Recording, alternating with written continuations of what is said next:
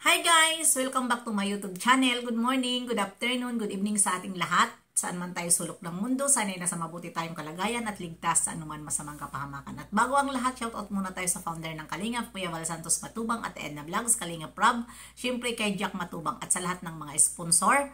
Shoutout sa inyong lahat at syempre kay Richelle at kay Roel Abmalalang. Mega love shoutout sa inyong lahat. Ayan. At guys, mayroon din tayo dito re-reactionan na ito na nga ay si Erica.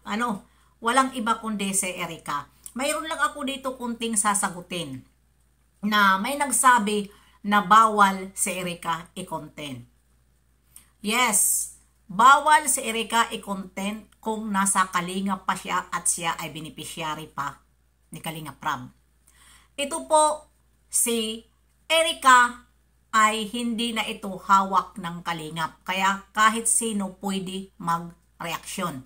Lalong-lalo na ang mga reaktor. At isa pa,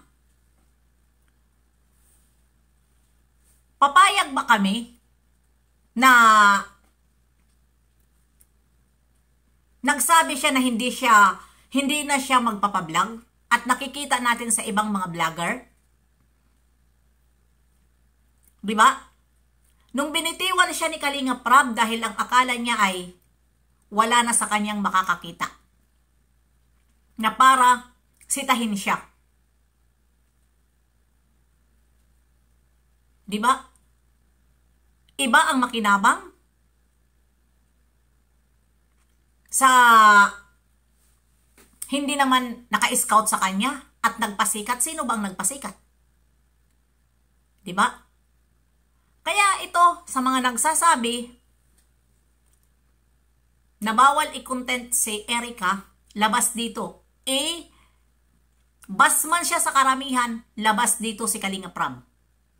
Dahil hindi si Kalingap Rob nang kulang na wag siya reaksyonan para hindi mabas, pero walang magagawa si Kalingap Rob dahil kayo ay opinion nyo yan. At wala kayong ibang mapagsumbungan na gigil na kayo pero wala kayong mapagsumbungan dahil si Kalingap Rob ay hindi nagko-content sa ganito dahil alam mo naman pag limot na, pag ayaw na ni Kalingap Rob, pilit niya yan kinakalimutan. Hindi siya naghahabol sa ayaw sa kanya. Yun lang yun. Kaya wag kayo magsabi dito na bawal reaksyonan. Bawal talaga kung nasa Kalingap pa siya na maraming basher. Dahil ayaw ng Kalingap na maraming basher ang kanilang mga beneficiaries. Hindi na siya beneficiaries ng Kalingap basman siya, labas ang Kalingap dito. Dahil alam nyo na, alam ng kalahatan na hindi na siya hawak ni Kalingap Rob.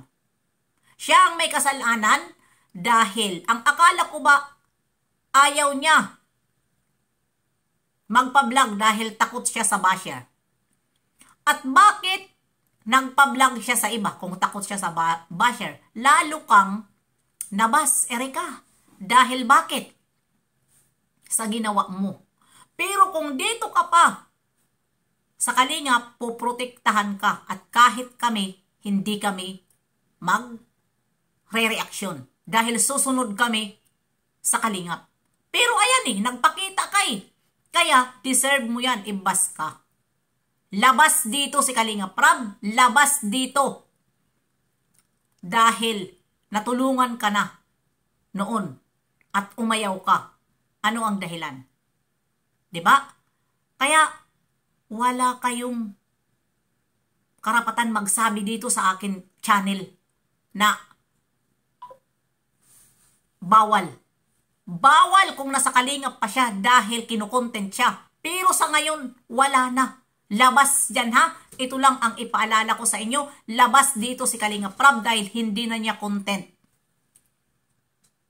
Hindi na niya content si Erica. Lahat alam nyo. At natural lang, dito kami re-reaksyonan namin dahil yan dyan na nasasanay sila. Nasa Kalingap muna sila tapos bigla na lang aalis. At yun pala ay may balak na O, di ba? May balak na. Nasusulitin na. Susulutin. Ay, tawag yun, nababaluktot na ako eh. Di ba? May balak na pala na siya ang magbablog doon sa isang,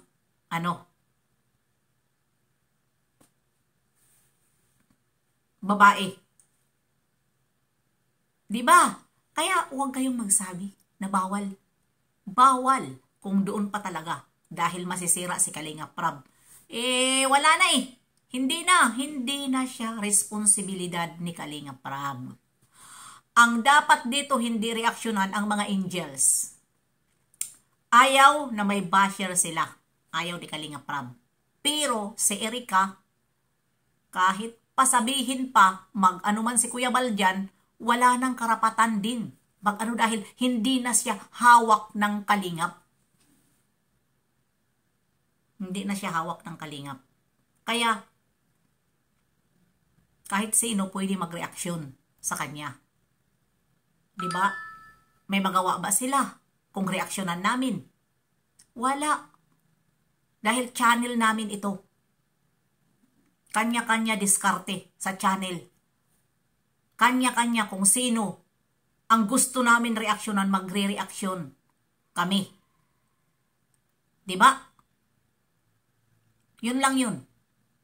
Huwag yung sabihin dyan sa mga Hindi ako mag-uop ng hindi ako mag-uop dyan ng bahala na kung marami siyang basher. Ano ngayon? Kung marami siyang basher. Diba? Wala akong pakialam dyan. Binas siya ng dahil sa kanya. Siya ang may kasalanan dito kung bakit siya na